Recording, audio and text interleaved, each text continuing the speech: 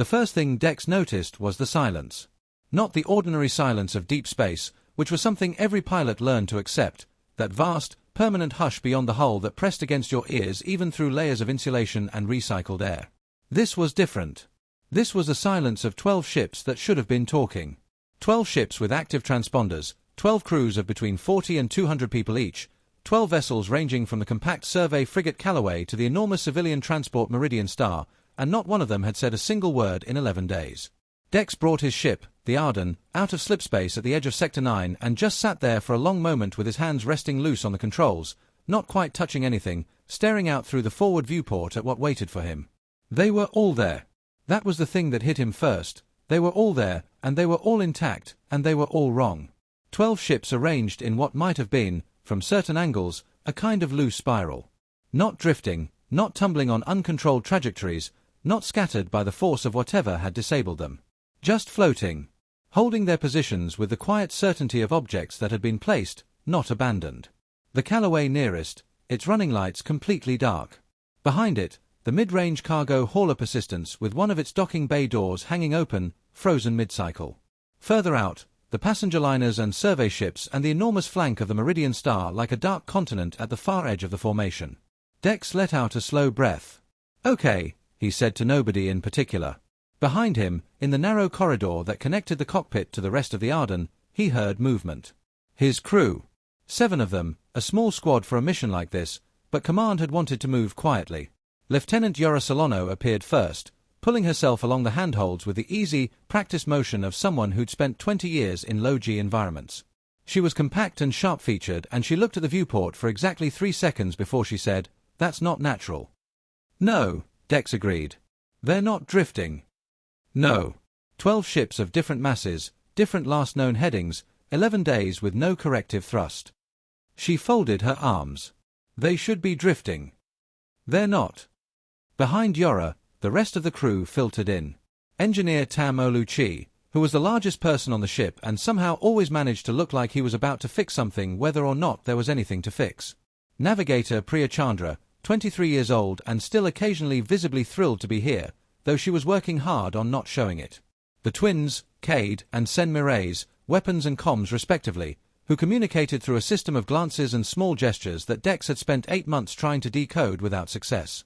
Dr. Fen Vasquez, ship's physician, who read everything calmly and said little. And Oren, the AI liaison, technically not crew in the traditional sense, more of an interface specialist, but Dex had stopped thinking of the distinction as meaningful about 4 months into their first mission together. They all looked at the 12 dark ships. Nobody said anything for a while. "Scan them," Dex said eventually. "Already running," Priya said from behind her terminal. A pause. Then, "Life support is active. All 12 of them. Oxygen recycling, temperature regulation, hull integrity. Everything you'd want if you were keeping someone alive in there." "Are they alive?" Another pause. "Can't tell from here. No movement. No comm signals. No heat signatures consistent with active human bodies." She hesitated. "But the systems are running." "Something's keeping them," Yora said. She said it quietly, and she didn't elaborate, and she didn't need to. Dex looked at the formation for another long moment. Then he stood up. "We're going in," he said. "I'll take the Callaway, she's closest and smallest, easiest to get through fast.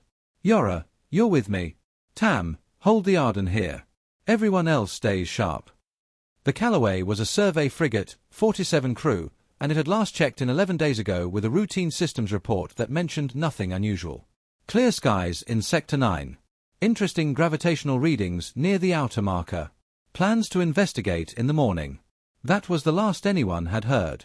Dex and Yora crossed in suits, using the short-range thrusters to close the 100 meters between the two ships, and the moment they entered the Callaway's docking port decks understood why the scans had looked the way they did. The air was there. Temperature was nominal. Gravity was on. Everything was working. And everyone was exactly where they'd been when it happened. The first crew member they found was a young woman, junior navigation officer, from the insignia on her suit, standing in the corridor just inside the main airlock. She was standing, not slumped, not collapsed. Standing with one hand on the wall panel and her head turned to look back down the corridor behind her, as though she'd heard something. Her expression was alert. Interested, even. Her other hand was half raised, reaching for something that wasn't there, and her weight was distributed exactly as it would have been mid-step. She was not breathing. Her eyes were open. She did not respond when Dex called out, when he waved his hand in front of her face, when Yora carefully pressed 2 fingers to the side of her throat. Pulse? Dex asked. I don't know, Yora said. Her voice was very even. I honestly don't know. There's something there. It's not what a pulse should feel like. It's more like, she stopped. Like what? Like a held note, Yora said. Like something paused, right in the middle of a held note. They moved through the ship. 47 crew members, every one of them frozen in exactly this way. Not dead, not sleeping, not even unconscious in any normal sense. Suspended. Mid-action, mid-thought, mid-breath. The Callaway's captain had been in his chair on the bridge, one hand on the console, mouth open as though he'd been about to say something. The cook in the galley had a ladle raised halfway between the pot and the serving station, and the soup beneath her had not spilled, had not boiled dry, had not even cooled. It steamed gently into air that had somehow also forgotten to carry the steam anywhere. In the engine room, 2 engineers crouched over an open panel with their tools still in hand. In the rec room, a crew member sat at a table with a half-played game in front of him and his face caught in the exact expression of someone who's just seen their opponent make an unexpectedly clever move.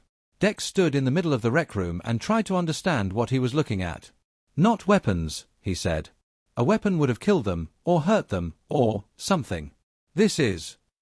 Careful, Yora said. This is something else. They went back to the Callaway's bridge and Yora pulled up what sensor logs remained, the ones that had been recording right up until whatever happened, happened. She worked quickly and quietly and Dex stood behind her and watched the data come up on the screen and tried to parse it. There had been a signal. Not a weapon signature, not a drive exhaust, not anything in the standard library. Something that came from outside the ship and moved through it the way a warm front moves through air, the way a particular frequency moves through water, the way certain kinds of sound move through the ground, not as impact, but as propagation. As if whatever it was had simply decided to be everywhere in the ship at once, all at the same moment, and the crew had been suspended in its wake the way insects are suspended in amber. They're not dead, Dex said. He needed to say it aloud. He needed to hear it in the recycled air of the Callaway's bridge. No, Yora agreed. They're not dead. Whatever did this? His earpiece crackled. It was Priya, from the Arden, and her voice had a careful, controlled quality that Dex recognized as the sound of someone making a significant effort not to sound frightened. Dex, she said. You need to come back. Now. What is it? A pause. Come back, Priya said, and you'll see. They saw from 100 meters out, crossing back to the Arden in the same suits on the same brief thrusters, and what Dex saw was something he had not seen on the Callaway because on the Callaway he had been inside. The Callaway was beautiful. It had not been beautiful before. It had been a functional, unglamorous survey frigate, all right angles and utility, nothing to look at. But now, in the light of the nearest star filtered through the dust of Sector 9, with its running lights dark and its hull perfectly still and every surface catching the light at the same moment and holding it, it was extraordinary. It floated with the assurance of something that knew what it was.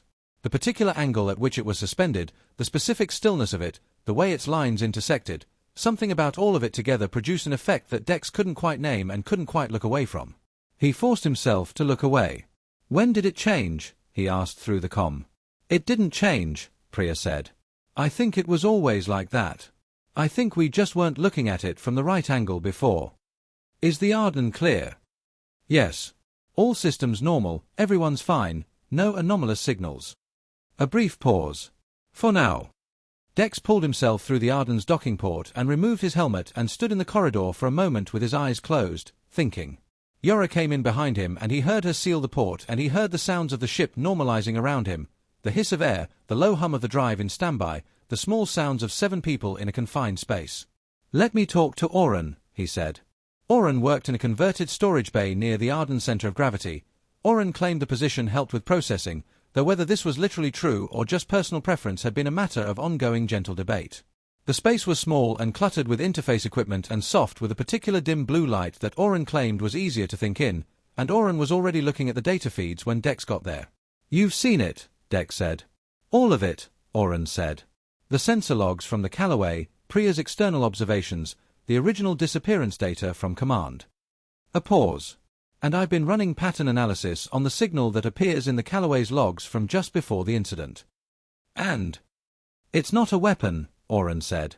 I'm quite confident of that. Weapons are designed to produce a specific, efficient outcome: damage, disruption, death. This signal is structured around entirely different principles. Dex waited. It's more like a preservation signal, Oren said. The closest analogy I can find in the literature is cryogenic suspension, except cryogenic suspension works through temperature reduction and this works through a pause, and Dex could hear in the pause the specific quality of an intelligence trying to translate something genuinely novel into existing categories. Through time modification, I think. Local, precise, bounded. The signal found every living organism on the Callaway and applied the same condition to all of them simultaneously. A kind of temporal suspension.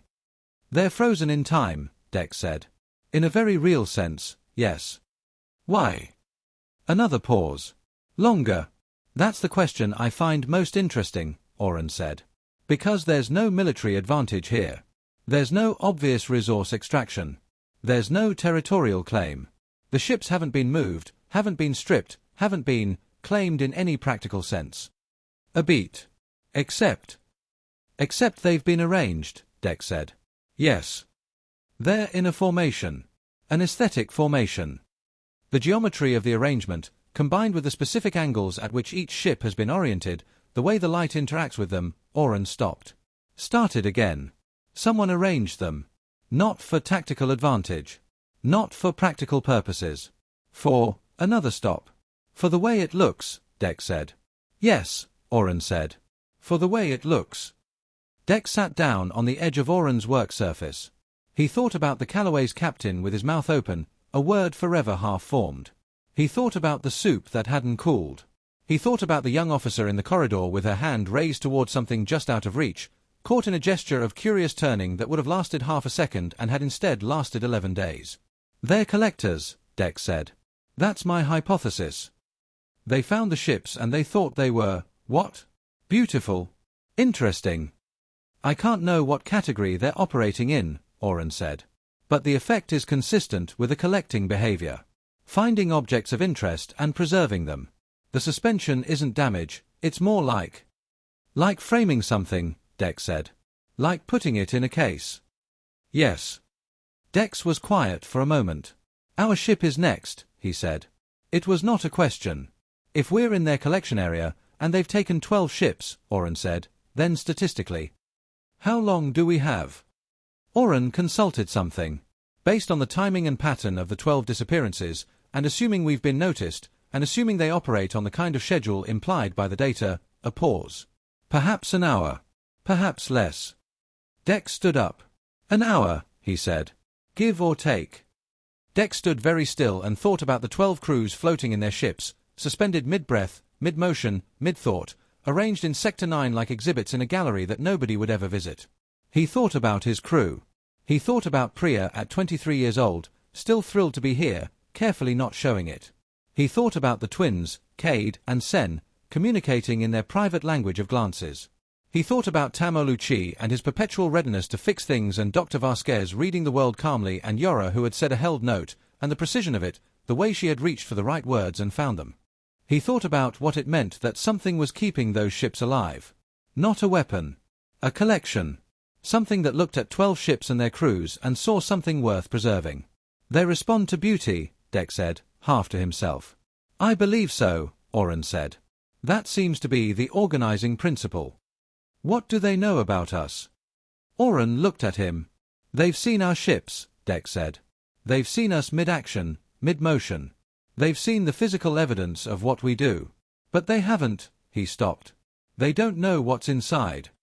I'm not sure what you mean, Oren said. Dex was already moving. He gathered the crew in the Arden Central Corridor, which was the closest thing to a common space the ship had, and he stood in front of them and he told them everything. He told them about the Callaway and what he and Yora had found. He told them Oren's analysis. He told them they had maybe an hour.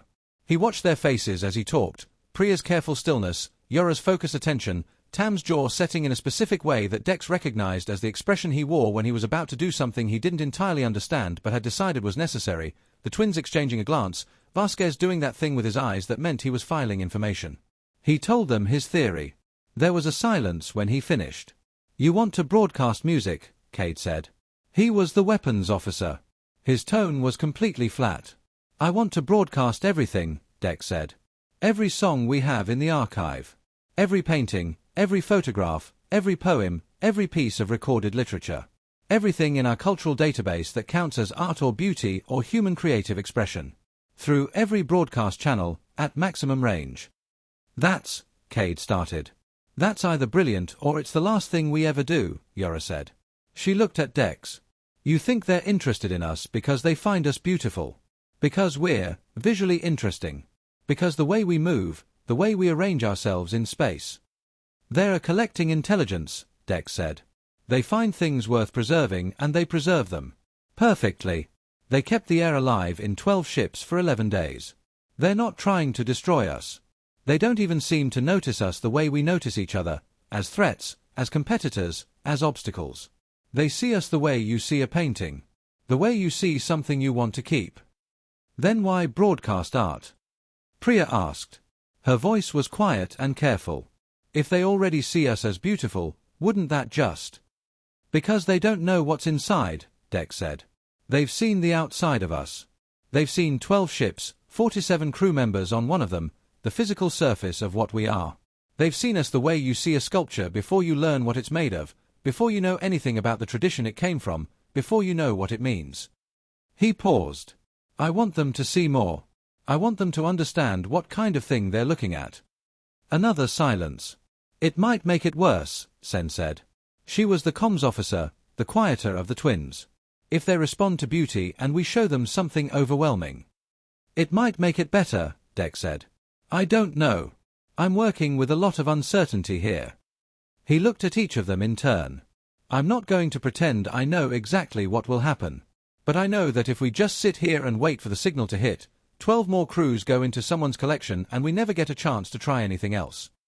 Vasquez cleared his throat softly. "The assumption," he said, "is that they have some kind of aesthetic response. That whatever they are, beauty means something to them, not just as a category of objects worth collecting, but as an experience. Something that affects them." "Yes," Dex said. "That's a significant assumption about an entirely unknown intelligence." "I know. It might be completely wrong." "I know." Vasquez nodded slowly. "Then we had better use the best possible material," he said. The Arden had a cultural archive, as all ships in the Deep Survey Fleet did, not as large as a dedicated archive vessels, but substantial. 4.5 centuries of accumulated human creative output, compressed and stored, everything from the oldest fragments that survived from before the expansion to the most recent works registered in the standard database. Music from every tradition, every period, every combination of instruments and voices and electronic generation that humans had devised. Paintings from physical and digital origins. Sculpture, represented in 3-dimensional scans. Poetry in 312 languages. Stories. Films. Dance, recorded from every angle. Architecture, rendered in light. The mathematics of things considered beautiful, the proportions and ratios and symmetries that appeared across cultures and centuries. Sen worked the comms console and Oren worked the broadcast systems and Priya configured the signal parameters for maximum range, and Dex stood behind them and said nothing because there was nothing useful to say, and all around them in the quiet of the Arden the others moved with the specific efficient calmness of people who have decided to do something and are doing it. 30 minutes had passed since Oren's estimate. Maybe 30 minutes left. How do we know they can receive our signal? Tam asked, from the engineering station where he was boosting the broadcast power. We don't, Dex said. How do we know they can process it? We don't know anything about what their sensory range is, Oren said. We don't know what wavelengths they can detect, whether they experience audio as we do, whether visual representations mean anything to them, whether our concepts of beauty and aesthetic experience have any corollary in whatever their equivalent of perception might be. A pause. We're throwing everything at the wall. Great, Cade said. His tone was still flat, but there was something underneath it that might have been dark amusement. Ready, Sen said. She turned to look at Dex. Her expression was composed. On your word. Dex looked at the forward viewport. The 12 dark ships hung there, perfectly still, perfectly arranged, the dead running lights of the Callaway nearest and the vast flank of the Meridian star in the distance, and all around them the dust of Sector 9 catching the filtered starlight in the specific way that had made Dex's chest do something strange when he'd first noticed it, that quality of light that wasn't quite color and wasn't quite not color. That had a name in 16 languages that he knew and probably 100 others. He didn't, that human beings had been trying to capture and hold and preserve since before recorded history. He thought about the cook in the Callaway's galley, her ladle raised, the soup steaming. He thought about what it would mean to never reach the end of that motion. "Go," he said. The Arden opened its voice. It started with music, not because music was more important than other things, but because music was the form that translated most immediately into energy, that moved as wave and frequency and temporal pattern, that was in some sense the most fundamental of human aesthetic expressions, the one that preceded almost all the others in the archaeological record, the one that showed up everywhere without exception in every human culture that had ever left sufficient traces to examine. Dex had asked Oren to sequence it. Oren had thought for 11 seconds, which for Oren was a long time, and then had produced a sequence that began with rhythm, the oldest human music, reconstructed from the oldest instruments ever found, a percussion pattern so old and so simple that it might almost be the sound of human beings discovering that they could make a pattern and have it mean something. And from there it built. Melody emerging from rhythm. Harmony emerging from melody. The extraordinary invention and reinvention, culture after culture, century after century, of what 2 or 3 notes placed in specific relationship to each other could do to the inside of a body, to the inside of a mind. The sequence moved through everything, through the music that was written to be shouted in enormous spaces, and the music that was written to be whispered in small rooms, and the music that was meant to make you move, and the music that was meant to make you stop, and the music that had no intention at all, that was just a person in a specific moment with a specific feeling and a specific set of notes available to them, finding the shape of the moment in sound. After music, the visual archive began to stream alongside it. Not one after another but together, different channels carrying different things simultaneously, the way a forest is simultaneously bird calls and wind and the particular green of light through canopy and the smell of rain-wet soil, not organized as a list but as a simultaneous layered transmission of everything. Paintings from the oldest cave surfaces, where the first human hands had pressed ochre and charcoal against stone and made the shape of animals in the dark where nobody would see them for thousands of years, until someone did.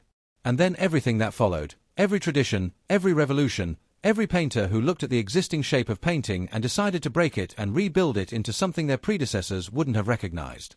Color used to create weight, to create distance, to create the specific quality of light at a specific time of day in a specific place that existed only once and then was gone except in the paint. Abstraction. Representation. The argument between them. The artist who argued that the thing in front of you was a surface for finding what was behind it, and the artist who argued that the surface itself was the thing, that there was nothing behind it, and the insistence that there was had been stopping people from seeing what was actually there. Sculpture followed in 3-dimensional signal, shape encoded in data, the human figure in every medium and every interpretation, the discovery that stone could be made to look soft, that metal could be made to look alive, that absence was itself a material, that the space around a shape was as much a part of the shape as the shape itself.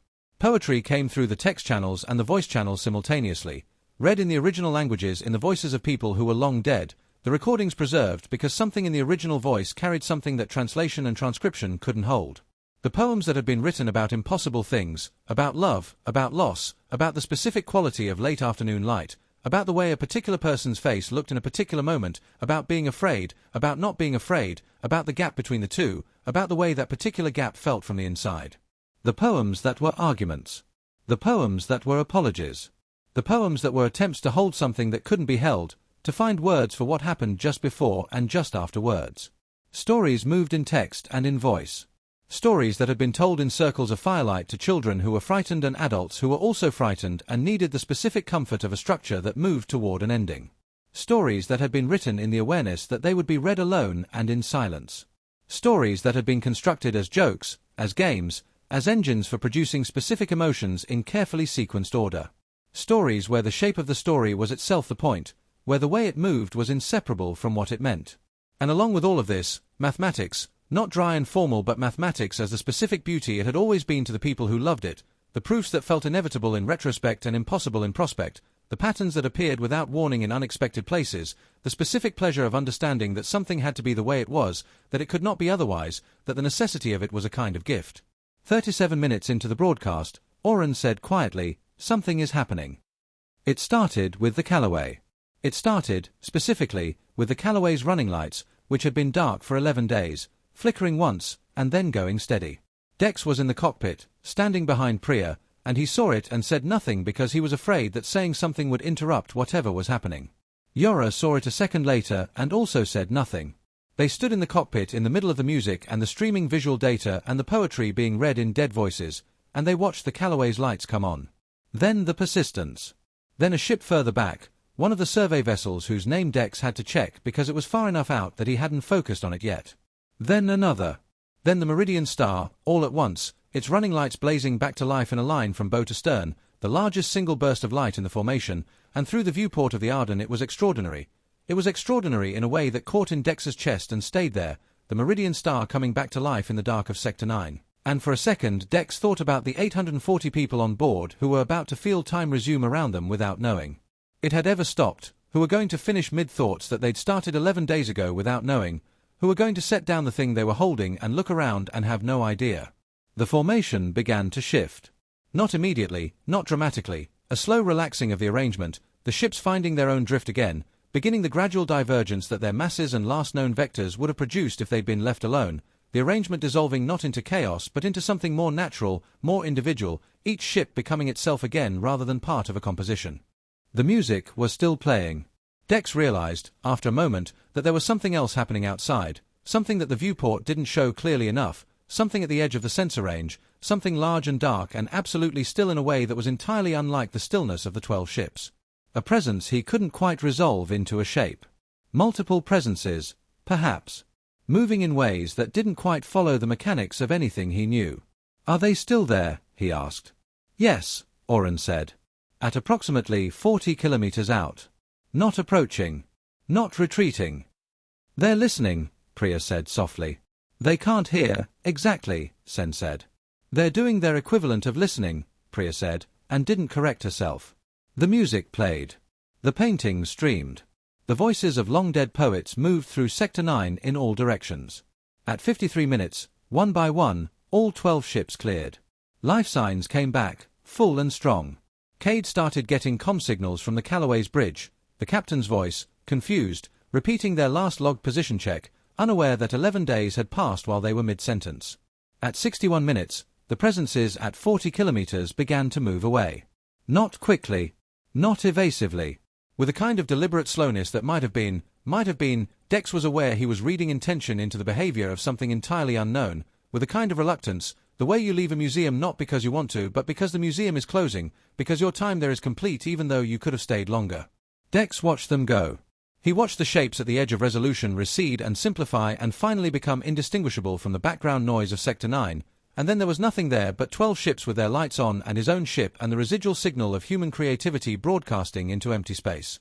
They're gone, Oren said. Nobody moved for a moment. Then Sen said, Dex. Her voice had a particular quality to it that made him turn immediately. Dex, there's a signal. It came in during the broadcast. I almost didn't notice it because of everything else going on, but she was working her console, pulling something up, and her hands were steady but her face was doing something complicated. It's structured. It's a structured transmission, and it's... She put it on the main display. It was not a language, or not a language in the sense of words and grammar. It was more like a map, but not of space, or not only of space. It was a series of coordinates that Priya identified as a stellar location, specific and precise, and around those coordinates there were other things, shapes and patterns that Dex looked at for a long time without being able to identify, and then looked at again and began to see something in. A spiral of points that might have been orbits, or might have been a history, or might have been a sense of something, of complexity, of age, of accumulated presence. Something that might have been an invitation, though Dex was aware of how much he wanted it to be an invitation and tried to allow for that. They left us something, Yora said. A map, Priya said quietly. A map to where they live, Oren said. The 12 ships with their lights back on drifted gently in the formation that had been arranged around them, the formation beginning to dissolve now that its purpose was complete. Somewhere on the Callaway, the captain was about to finish the sentence he'd started 11 days ago.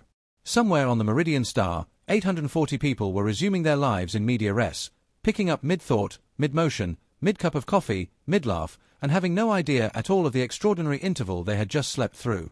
The music was still playing. Dex reached over and turned it down, not off. Just down, so it became something underneath the silence, something you could choose to hear or not. He looked at the map for a long time. He thought about what kind of intelligence collected beautiful things.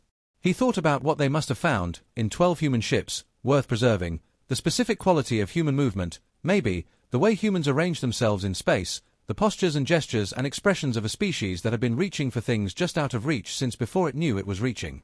He thought about the collector who had walked through the Callaway and found a young officer in a corridor and seen something in her pose worth holding still. And he thought about those same collectors, at 40 kilometers, receiving a signal full of Beethoven and cave paintings and love poems, receiving evidence that the things they had collected were themselves collectors, that the species they'd arranged like sculptures was a species that looked at the world and found it extraordinary and tried to hold the extraordinary parts still by putting them in sound and paint and stone and words. He thought about what it might mean to these collectors to discover that they had themselves been collected. That humanity had been doing this for as long as it had been human. That the impulse to find something beautiful and try to keep it, that was not something unusual about them. That was something they had in common. The map glowed softly on the main display. The coordinates were precise. The journey, Priya said, would take approximately 4 months at standard slipspace velocities. Well, Tam said. His voice was entirely normal, practical, the voice of someone evaluating a situation. Are we going? Dex looked at the map. He looked at the 12 ships with their lights on, drifting slowly apart, becoming themselves again, beginning the long process of orienting and reporting and trying to explain to command what had happened and having no real way to explain it because it had not happened in any of the known categories. He thought about the gift. A map. An address. Here is where we live. Here is how to find us. Come and see. Not today, he said. Today we make sure everyone on those ships is okay. We collect their accounts. We document everything. He paused. But I'm going to recommend to command that we come back with a bigger archive. Nobody said anything for a moment. Then Priya laughed, a small, real laugh, startled out of her, and the sound of it in the recycled air of the Arden's cockpit was warm and present and temporary the way laughter always was, gone as soon as it was made, unrepeatable, and Dex thought, yes. That exactly. That is the thing they were looking at. That is what we are. He reached out and turned the music back up. In Sector 9, 12 ships drifted home.